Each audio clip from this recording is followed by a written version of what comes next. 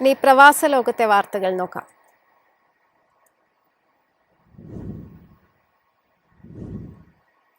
കുവൈറ്റിൽ പ്രവാസികൾക്ക് വായ്പാ നിയന്ത്രണം. പശ്ചിമേഷ്യൻ യുദ്ധം സ്വകാര്യ മേഖലയിലെ ബിസിനസ്സുകളെ ബാധിച്ചത് മലയാളികൾ ഉൾപ്പെടെയുള്ള പ്രവാസികൾക്ക് തിരിച്ചടിയായി. കുവൈറ്റിലെ ബാങ്കിംഗ് മേഖലയിൽ പ്രവാസികൾക്ക് വ്യക്തിഗത വായ്പകൾ അനുവദിക്കുന്നതിൽ കർശന നിയന്ത്രണം. തൊഴിൽ നഷ്ടപ്പെടാൻ സാധ്യതയുള്ള തസ്തികകളെ റെഡ് ലിസ്റ്റിൽ ഉൾപ്പെടുത്തിയാണ് പല ബാങ്കുകളും ധനസഹായം നിയന്ത്രിക്കുന്നത്. ചില ബാങ്കുകൾ പ്രവാസികൾക്ക് വായ്പ നൽകുന്നത് പൂർണ്ണമായി നിർത്തുന്നുവെന്ന സൂചനയുമുണ്ട്.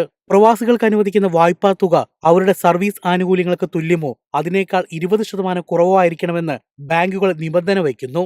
ഓരോ അപേക്ഷയും പ്രത്യേകമായി പഠിച്ച ശേഷം മാത്രമേ വായ്പ അനുവദിക്കൂ. സർക്കാർ മേഖലയിലെ സ്വദേശീവൽക്കരണം മാത്രമല്ല ഈ തീരുമാനത്തിന് പിന്നിലെ ഏക കാരണം. ഫെബ്രുവരി 28 മുതൽ മിഡിൽ ഈസ്റ്റിൽ തുടരുന്ന യുദ്ധം സ്വകാര്യ മേഖലയിലെ പല ബിസിനസ്സുകളെയും പ്രതികൂലമായി ബാധിച്ചതും പ്രവാസികളുടെ തൊഴിൽ സുരക്ഷയെക്കുറിച്ചുള്ള ബാങ്കുകളുടെ ആശങ്ക വർദ്ധിപ്പിച്ചിട്ടുണ്ട്. സ്വകാര്യ മേഖലയിലെ ചില തൊഴിലുകളിൽ വൻതോതിലുള്ള പിരിച്ചുവിടലുകൾ ഉണ്ടാകാൻ സാധ്യതയുണ്ടെന്ന ബാങ്കുകളുടെ ക്രെഡിറ്റ് പോളിസി വിഭാഗത്തിന്റെ വിലയിരുത്തലാണ് നിയന്ത്രണങ്ങൾ കടുപ്പിക്കാൻ കാരണം. News desk MyFin TV. ദുബായിൽ ഓൺലൈൻ ഓഫർ തട്ടിപ്പുകൾ വർദ്ധിക്കുന്നു. ജനങ്ങൾ ജാഗ്രത പാലിക്കണമെന്ന് ദുബായ് പോലീസ് മുന്നറിയിപ്പ് നൽകി. വലിയ പെരുന്നാൾ അടുത്തിരിക്കെ ഓൺലൈൻ ഓഫർ തട്ടിപ്പുകൾ വർദ്ധിക്കുന്നതായി ദുബായ് പോലീസ് വെളിപ്പെടുത്തി.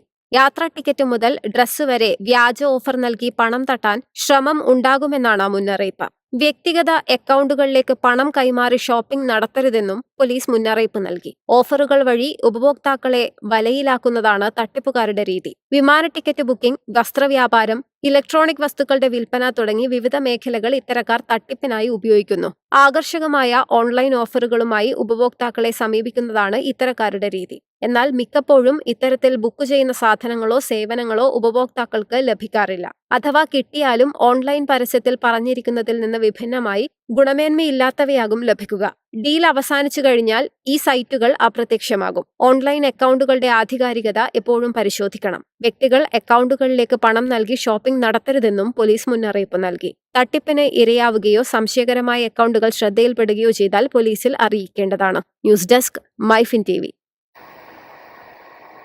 ജോലി ഉപേക്ഷിക്കുമ്പോൾ നിയമപരമായ നടപടിക്രമങ്ങൾ പാലിക്കണമെന്ന് UAE മാനവ വിഭവശേഷി സ്വദേശീവൽക്കരണ മന്ത്രാലയം.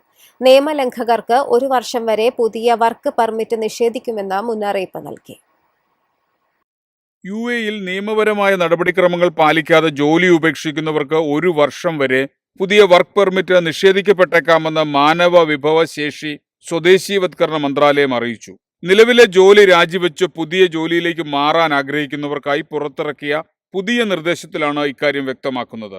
തൊഴിൽ കരാറിന്റെ കാലാവധി പൂർത്തിയാക്കുക, തൊഴിലുടമയെയും തൊഴിലാളിയും തമ്മിലുള്ള പരസ്പര സമ്മതത്തോടെ കരാർ അവസാനിപ്പിക്കുക, നിലവിലെ തൊഴിൽ നിയമങ്ങൾ പാലിച്ച് രാജി സമർപ്പിക്കുക എന്നിവയാണ് പുതിയ ജോലിയിലേക്ക് മാറുമ്പോൾ ഉറപ്പാക്കേണ്ട കാര്യങ്ങൾ.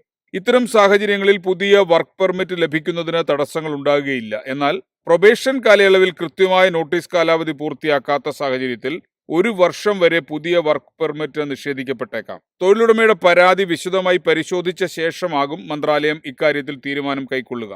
മറ്റൊരു ജോലിയിലേക്ക് മാറാൻ ആഗ്രഹിക്കുന്നവർ നിലവിലെ തൊഴിലുടമയ്ക്ക് കുറഞ്ഞത് 1 മാസം മുമ്പെങ്കിലും രേഖാമൂലമുള്ള അറിയിപ്പ് നൽകണം. ജോലി ഉപേക്ഷിച്ച് രാജ്യത്തു നിന്ന് പോകുന്നവർ പ്രൊബേഷൻ കാലയളവിൽ 14 ദിവസത്തെ നോട്ടീസ് നൽകിയാൽ മതിയാകും. എന്നാൽ രാജ്യം വിട്ട് 3 മാസത്തിനുള്ളിൽ പുതിയ വിസയിൽ തിരിച്ചെത്തിയാൽ റിക്രൂട്ട്മെന്റ് ചെലവുകൾ സംബന്ധിച്ച നഷ്ടപരിഹാര നിയമങ്ങൾ ബാധകമാകും. News desk MyFin TV. എളുപ്പത്തിൽ സമ്പാദ്യം വളർത്താം. ഇന്ന് തന്നെ മൈഫിൻ TV ആപ്പ് ഡൗൺലോഡ് ചെയ്യൂ.